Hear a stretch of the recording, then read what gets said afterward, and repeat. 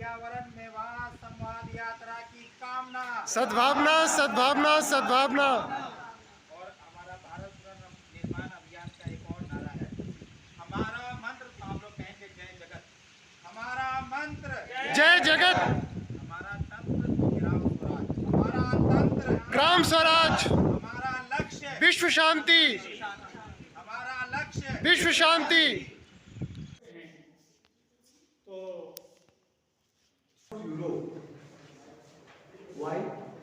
Because the scarcity of water. Africa, central western Asian country के लोग बेपानी होकर उजड़ कर यूरोप के शहरों में जा रहे हैं। यूरोपियंस उनके बारे में कहते हैं कि भाई ये जो क्लाइमेटिक रिफ्यूजी हैं, इनकी संख्या बढ़ेगी तो हमारा जो लैंडस्केप है वो डेंजरस हो जाएगा। तो हम कैसे फिर दोबारा से ठीक से जी सकेंगे। मैंने पिछले 6 सालों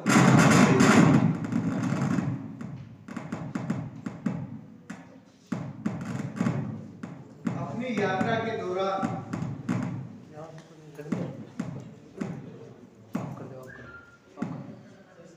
देखा लाचार, बेकार, बीमार होकर लोग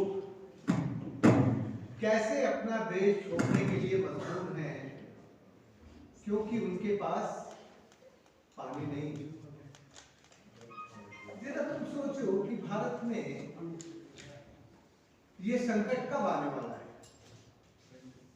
When this crisis reaching in India?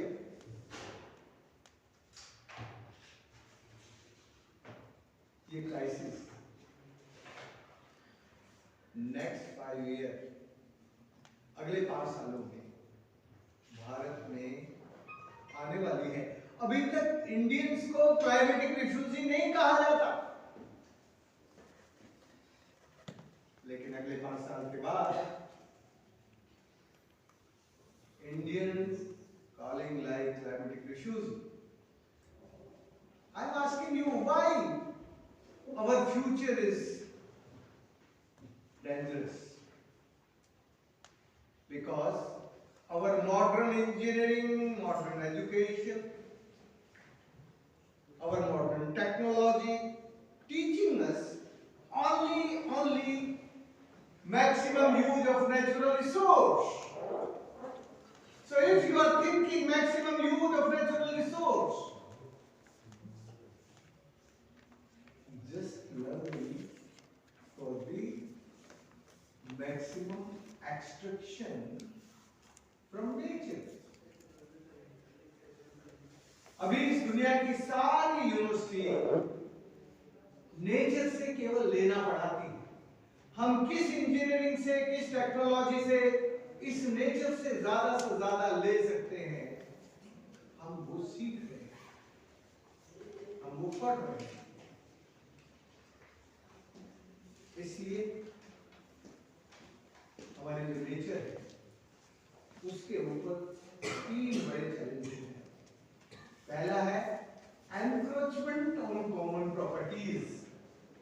Your water bodies, your reverse, your forest is encroaching, your ocean,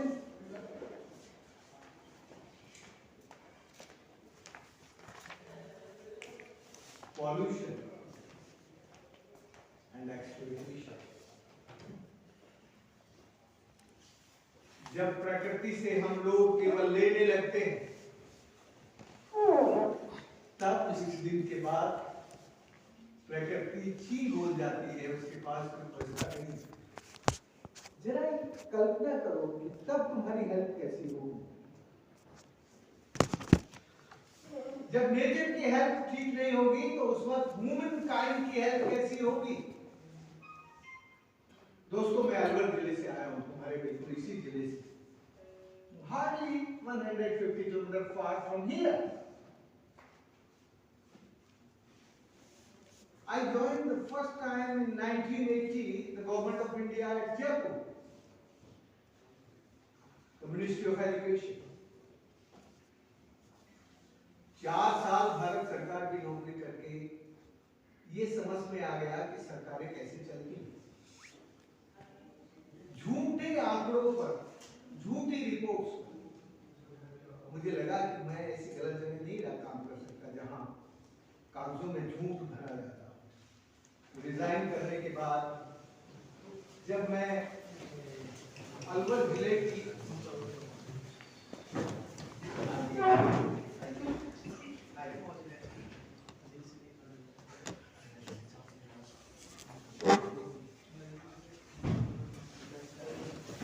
Alwar जिले की थानागारी तहसील में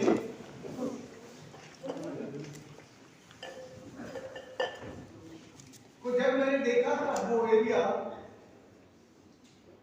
नाइट ब्लाइंडनेस नाम की डिजीज से बहुत बुरी तरह प्रभावित था।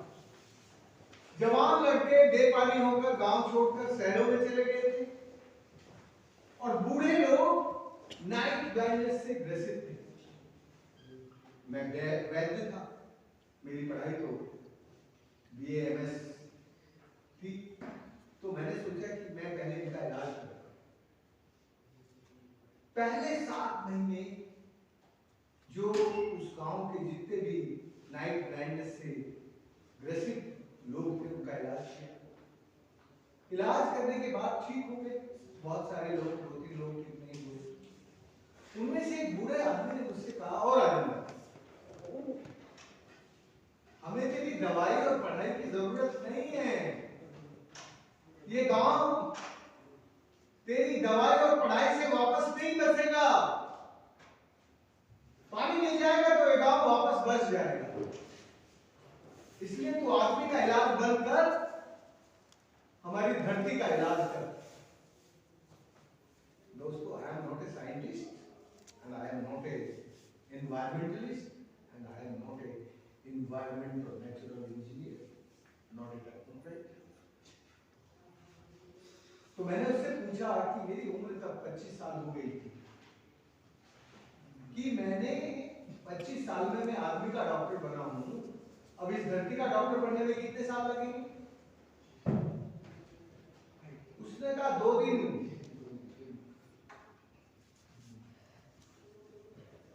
ऐसी कोई यूनिवर्सिटी है दुनिया में जो 2 दिन में 2 PhD करवा दे?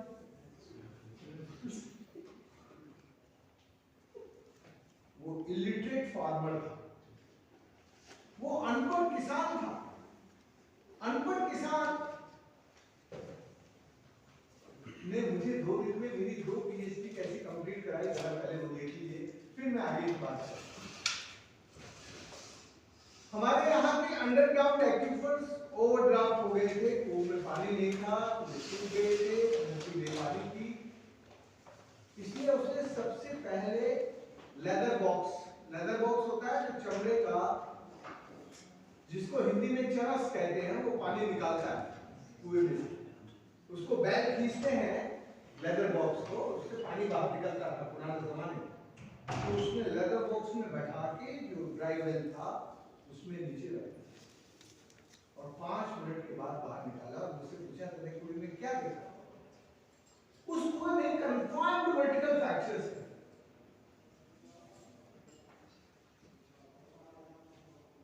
तो उसने कहा, यहाँ पानी होगा क्योंकि यहाँ सूरज चोरी नहीं कर सकता पानी की। जो भी ऊपर पानी है वो नीचे धरती में चला जाता। फिर और कुएं दिखाए, उन कुओं में अनकन्फाइंड हॉरिजॉन्टल फ्रैक्चर्स एक्यूफर्स। तो उसने कहा, यहाँ तो पानी रुकेगा तो धरती में जाके नीचे निकल जाएगा, इस इलाके को फायदा नहीं होगा। तो मेरी PhD 1 दिन में जियो हाइड्रोसाइंस में उस अनपढ़ आदमी ने कंप्लीट कर दी।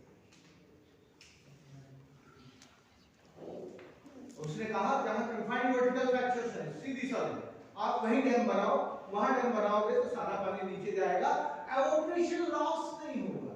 You control evaporation loss. Rajasthan में एंगरनेस ऑफ सन, सूरज का जो गुस्सा है, क्रोध है, वो हमारे पानी को उड़ा देता है बहुत तेजी से। तो पहला चैलेंज था सूरज की चोरी रोकना। we can control the aeroplanes. And second, मैं तो कोई गवर्नमेंट का प्रोजेक्ट नहीं चला रहा था, तो मुझे ये देखना था कि कम पैसे में कम खर्चे में कैसे ज्यादा पानी रुके, तो वो कौन सी इंजीनियरिंग होगी, क्या कौन सी टेक्नोलॉजी होगी। My dear friends, only the natural engineering, environmental engineering is the best engineering if you really transact the land. तुम जब जमीन को देखने लगते हो तो जमीन आपको बता देती है कि कहां रियल साइट होती है जिसमें कम खर्च करके ज्यादा पानी रोक सकते हैं। तो he teach me the site selection of the water body, जहां स्टीप स्लोप होते थे। आपका अरावली रीजन है ना, तो अरावली में ऊपर से पानी बहुत आता है, तो जहां स्टीप स्लोप्स होते थे वहां कॉम्प्लेक्स डिजाइन के डैम बनाते थे, जहां जेंटल स्लोप होते थे वहां सीधे डैम बनाते थे, और जहां नेचुरल डिप्रेशन मिलता था वहां कॉन्केव डिजाइन के डैम बनाते थे। अब आप मुझसे पूछ सकते हैं कि ये इस तरह की ये जो नेचुरल साइंस है इसको आप क्या कहेंगे। आजादी के बाद भारत की जो साइंस है वो केवल और केवल इक्वेशन और कैलकुलेशन पर बेस हो गई है। वो साइंस विदाउट सेंस हो गई है, सेंसलेस साइंस जो केवल मूव करती है कैलकुलेशन पर और इक्वेशंस के ऊपर। और जो टेक्नोलॉजी है और इंजीनियरिंग है वो मैंने तुम्हें बताया, encroachment over extraction of nature and pollution. This is the character of the modern engineering and technology. So today we need a science with sense and technology with common sense and with natural science. हमने कभी किसी सरकार से एक पैसा आज तक नहीं लिया। 11,800 डैम कैसे भरे होंगे आप लोग कल्पना करें।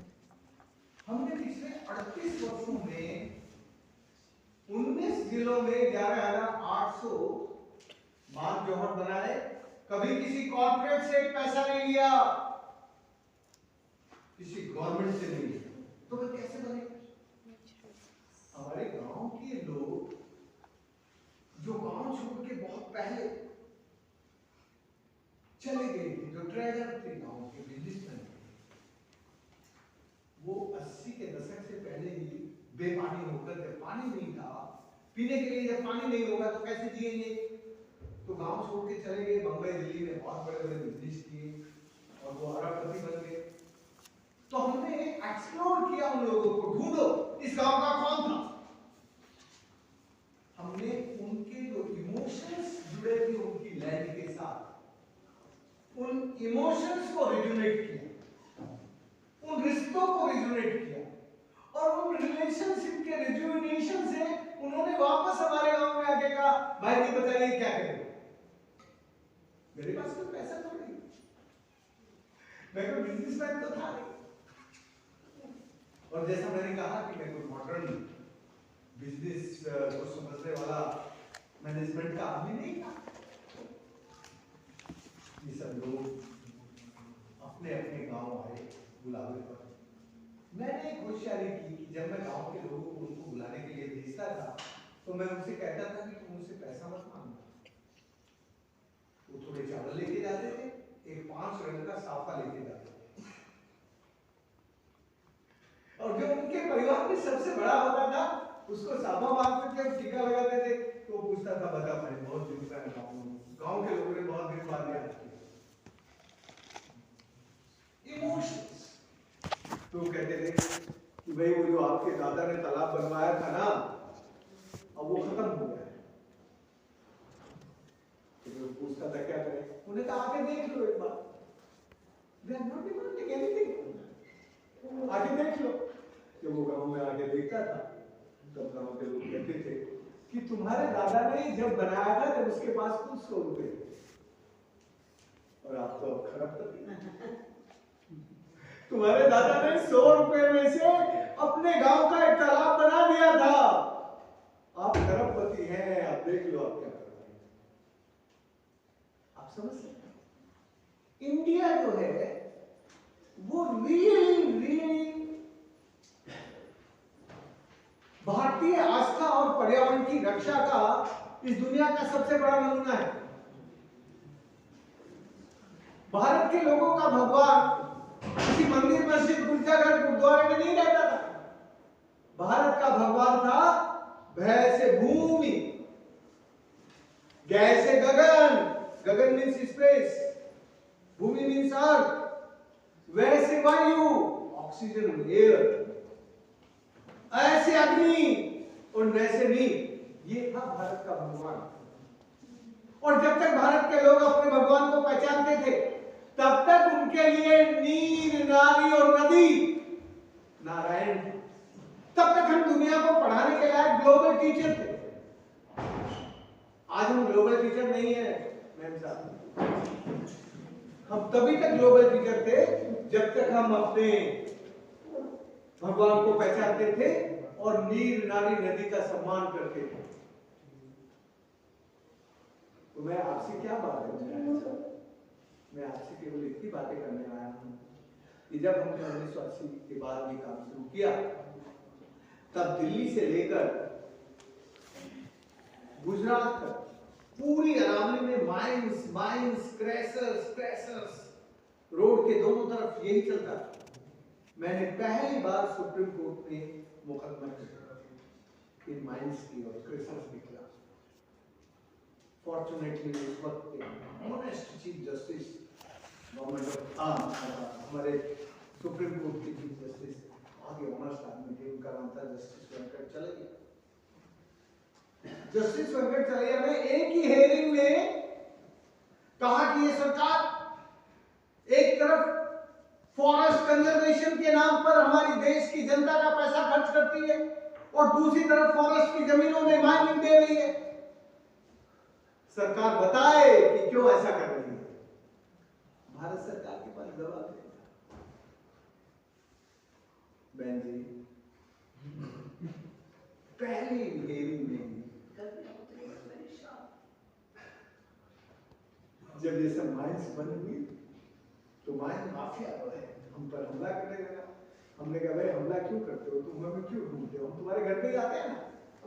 तो मैं इब्राहिम को मालूम है, तब इब्राहिम हमारी यात्रा में था।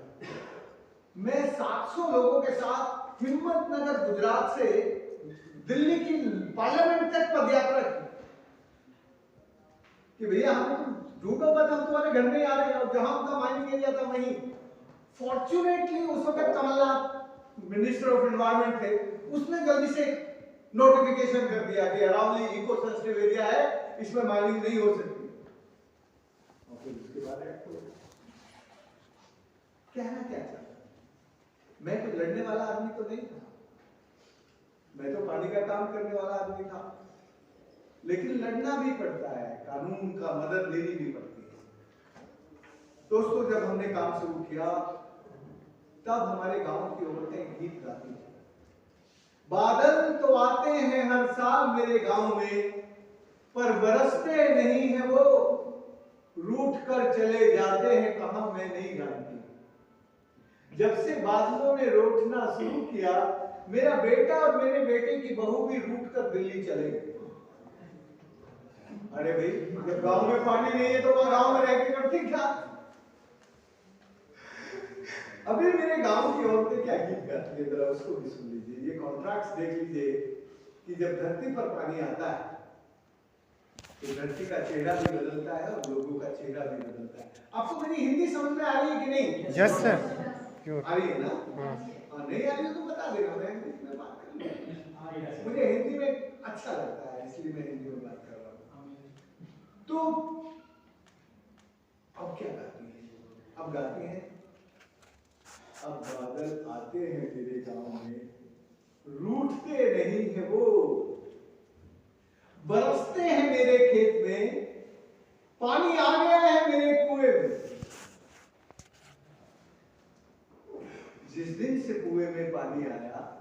मेरा बेटा और मेरे बेटे की बहू भी लौट आए हैं मेरे गांव।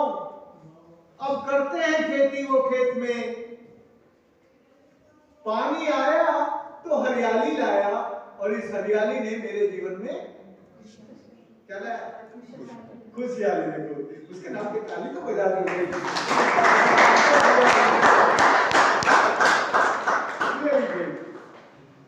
वो जानती है कि हरियाली से ही जीवन में खुशहाली है।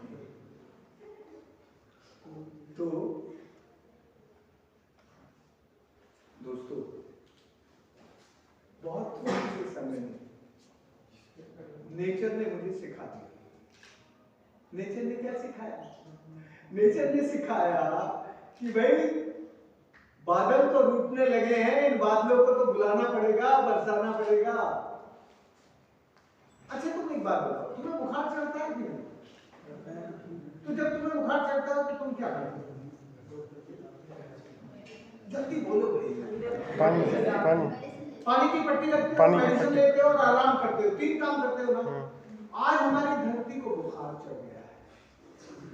तो जब हमारी धरती को बुखार चढ़ गया है, जिसको अंग्रेजी में पढ़े लिखे लोग कहते हैं ग्लोबल वार्मिंग, और दूसरा एक शब्द है क्लाइमेट चेंज, उसको मेरे गांव के अनपढ़ किसान कैसे बोलता है? धरती को बुखार चढ़ गया है और मौसम का मिजाज बिगड़ गया है।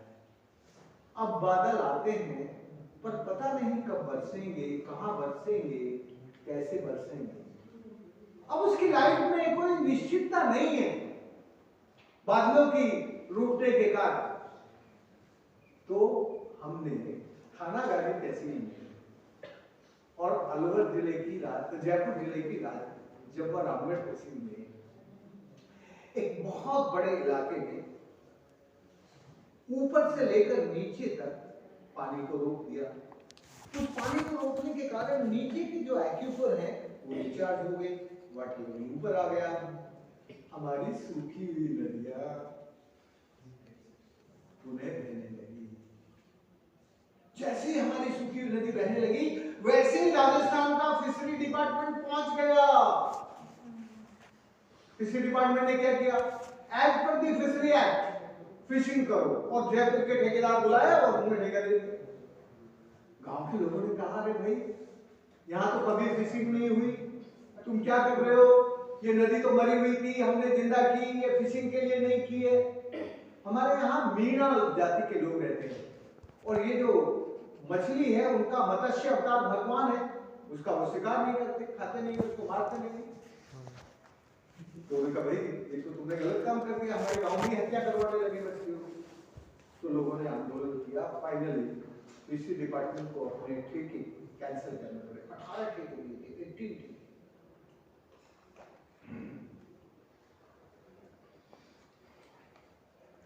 तो पूछते होंगे कि राजन भाई को हम लोग पानी वाला आदमी जानते हैं ना, गूगल बताता है ना हमारे बारे में, वाटरमैन ऑफ इंडिया। तो भाई वाटरमैन इंडिया है तो फिर ये लड़ता क्यों है? ये मछुआरों, ये फिशरी डिपार्टमेंट से लड़ता है, ये माइनिंग डिपार्टमेंट से लड़ता है। एक बात समझो कि जब भी तुम जीवन में अच्छा काम करोगे तो जो कानून है वो आपकी लाइफ में, जैसे जैसे आपकी लाइफ कॉम्प्लिकेटेड होती जाती है, वैसे वैसे कॉम्प्लिकेटेड लॉ की आपको जरूरत होने लगती है। तुमने लॉ की हिस्ट्री पढ़ी थी, कानून की हिस्ट्री पढ़ी? कानून के विद्यार्थी है ना। भारत में 4 युग कहलाते हैं। एक है सतयुग। सतयुग में कोई कानून नहीं था, कोई राजा नहीं था, कोई शास्त्र भी नहीं था, वेद भी नहीं थे सर। फिर है एक त्रेता काल। सतयुग के बाद त्रेता काल। त्रेता काल में राम,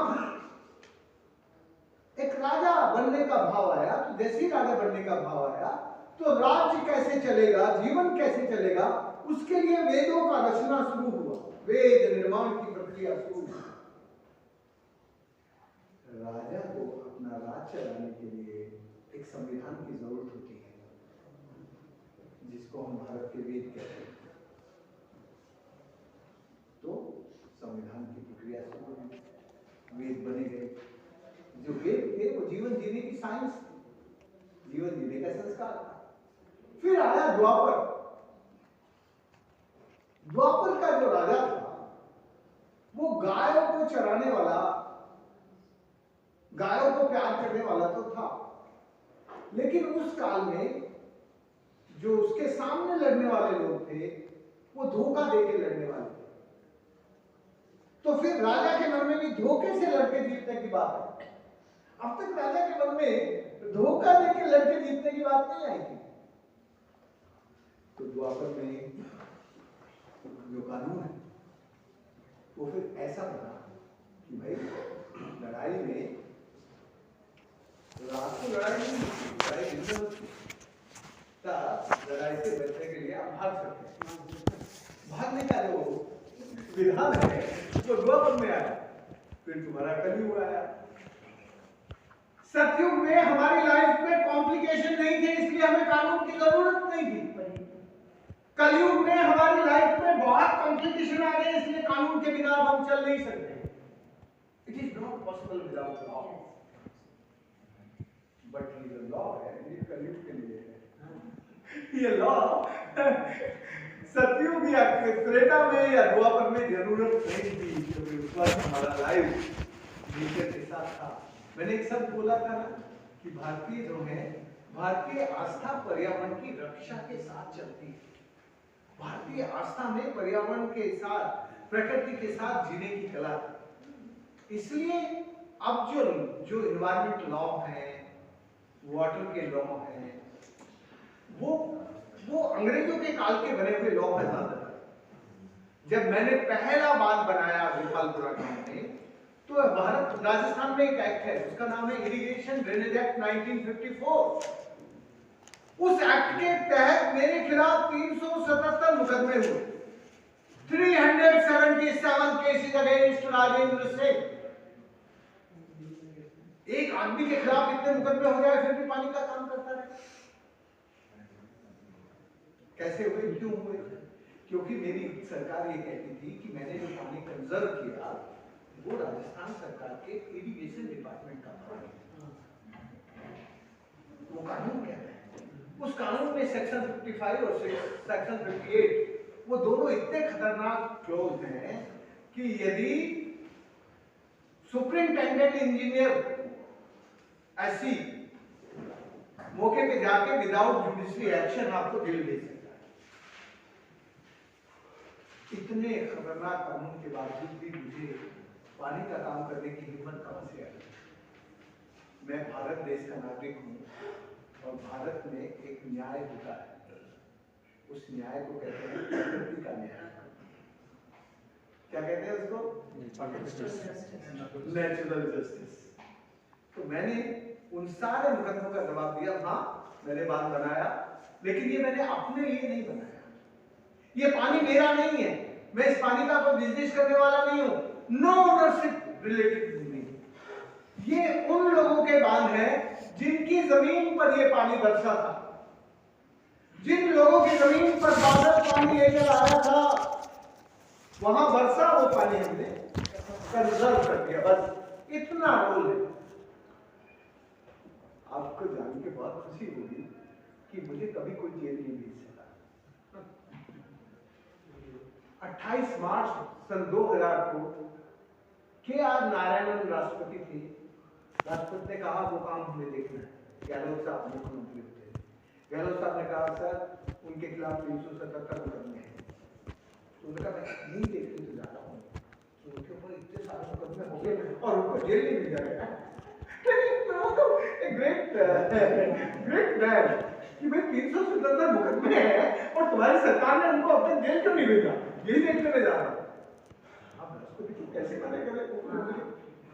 वो आगे ये सरप्राइज कि एक रात पहले मेरे खिलाफ जितने मुकदमों की फाइल थी कहां चलेगी मालूम नहीं,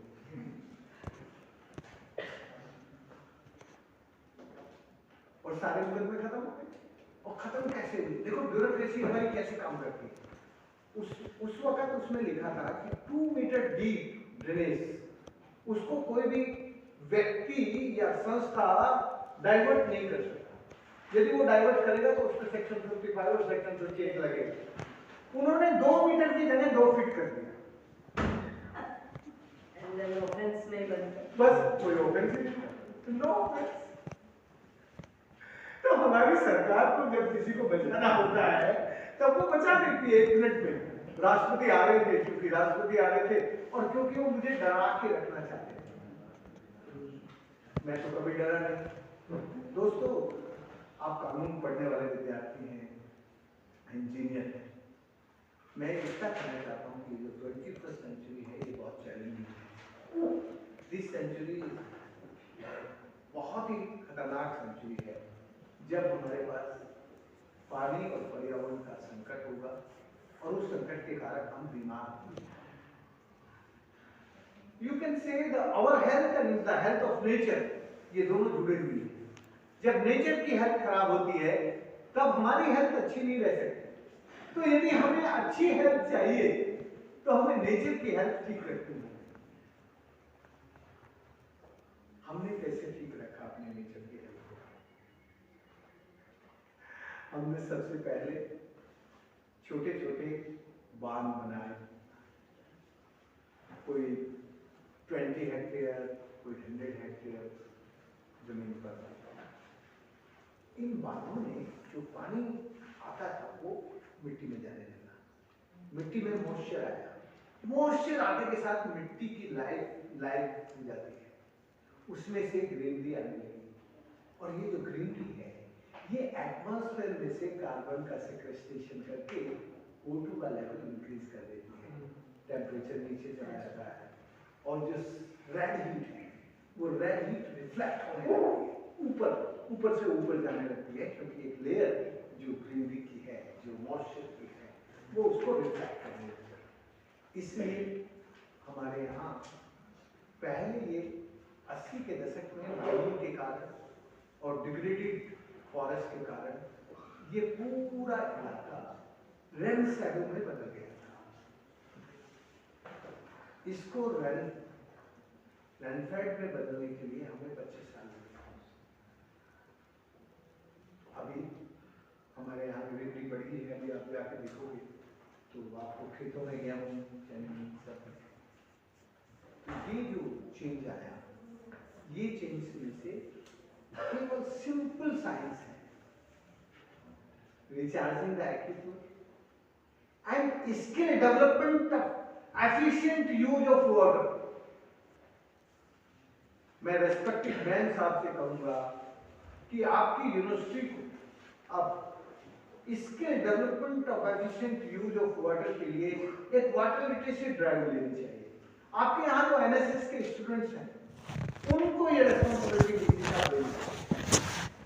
क्योंकि यदि हम इस इलाके की हेल्थ अच्छा रखना चाहते हैं तो हमारी यूनिवर्सिटी को इस नेशन के लिए, इस कंट्री के लिए एक ग्रेट कंट्रीब्यूशन की जरूरत है।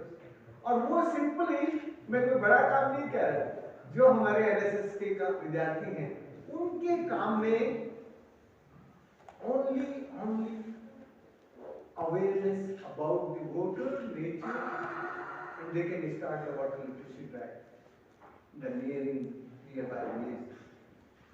इससे आप देख सकते हैं कि अब हमारे इलाके में जो सब गांव छोड़ के चले गए थे वापस गांव आ गए और खेती करने। 17 लाख लोग 19 जिलों में जहां जहां हमने पानी का काम किया वो रिवर्स माइग्रेशन हुआ, अर्बन टू रूरल। पहले वो सब गांव छोड़ के शहर चले गए, 2.5 लाख कुएं रिचार्ज और हमने वाटर बॉडी कितनी क्रिएट की? only 11,800. Not a big number, but the impact is a very big. आज आपको मैं क्लाइमेटोलॉजी की वेरी सिंपल साइंस बेसिस आपके सामने रख रहा हूँ, बहुत सिंपल वे। और ये सिंपल साइंस वो ही कर सकता है जिसने अपनी आंखों से और अपने हाथों से काम करके उसको रियलाइज किया, उसको एनालाइज किया। हमारे प्लेनेट पर 4 तरह की हीट है। जो रेड हीट है जब सूरज से निकलती है तब उसके अंदर कोई गैस नहीं होती है, केवल वो अल्ट्रा हीट होती है। और वो हीट यदि बैरन लैंड के ऊपर पड़ती है तो रिफ्लेक्ट होकर टेम्परेचर बढ़ाती है। वही हीट जब समुद्र के ऊपर पड़ती है तो समुद्र के खारे पानी को डीसैलिनेट करती है। The real desalination machine is the sun, सूरज, जो विदाउट पॉल्यूशन डिसैलिनेट करता है समुद्र के खारे पानी को, और उसके डिसैलिनेशन से बादल बनता है। ये जो बादल है ये H2O है। रेड हीट ने जब समुद्र के खारे पानी पर पड़ी उसको एवोपरेट करके ब्लू हीट में चेंज किया। इस ब्लू हीट का ये जो H2O है ये हमेशा वहां जाता है जहां प्रेशर कम होता है। और प्रेशर कम कहां होता है? कहां होता है प्रेशर कम? वेरी गुड, मैम साहब कह रही है ग्रीनरी जहां होती है। रियली जहां ग्रीनरी है वहां प्रेशर कम होता है। तो ये जो ब्लू हीट है, H2O है, क्लाउड्स है, ये हमेशा ग्रीन हीट की तरह मूव करते हैं। और जैसे ही ये ग्रीन हीट है और ये ऊपर ब्लू हीट है, ये दोनों पास आते हैं तो ये जो ग्रीन हीट है इसके अंदर ट्रांसफॉर्मेशन होता है। तो ये हीट और ये ग्रीन हीट ये दोनों एक साथ डिस्चार्ज होते हैं, उसको कहते हैं वर्षा, रेन। अब समझ में आया? ये जब रेन्स होती हैं, ब्लू हीट और ग्रीन हीट मिलती हैं और ये बारिश होती है, ये जब मिट्टी में मिल जाती है तब वो येलो हीट पैदा करती है, उत्पादन करती है, ग्रीन टी का उत्पादन करती है, प्रोडक्शन। येलो हीट जो है वो प्रोडक्शन करती है। तुम्हें जब प्राइमरी में पढ़ाया जाता है प्राइमरी इतनी कॉम्प्लिकेटेड लैंग्वेज में पढ़ाता है वो, इतनी कॉम्प्लिकेटेड लैंग्वेज होती है कि उसको खुद को पता नहीं होता है वो क्या होता है, क्योंकि उसको रियलाइजेशन नहीं होता है। You have done practical, you Yes. have done actually, it comes from the desalination. तो मैं आपसे इतना कहना चाहता हूँ कि उस जमाने में जब 1980 में मैं भारत सरकार को छोड़ के आया जयपुर से, मैं उस जमाने में जवाहर नगर में रहता, जयपुर गवर्नमेंट ऑफ इंडिया में था 80। तो उस वक्त का गीत और आज का गीत कितना बदला, कितना कॉन्ट्रास्ट है। तो मैं आपसे इतना ही कहना चाहता हूं कि यदि आप सचमुच अपने कॉमन फ्यूचर को बेहतर बनाना चाहते हैं, आप यदि अपनी लाइफ में सिक्योरिटी चाहते हैं, तो ये जो इकोनॉमिक प्रॉफिट का कंपटीशन का ग्लोबल नेटवर्क है उसमें आपको कभी सिक्योरिटी पॉसिबल नहीं है, क्योंकि वो केवल आपके लिए पैकेज इंश्योर कर सकता है, बट आपकी लाइफ में सिक्योरिटी इंश्योर नहीं कर सकता। आपकी लाइफ में सिक्योरिटी इंश्योर करता है, क्या करता है? बोलो ना भाई, मैं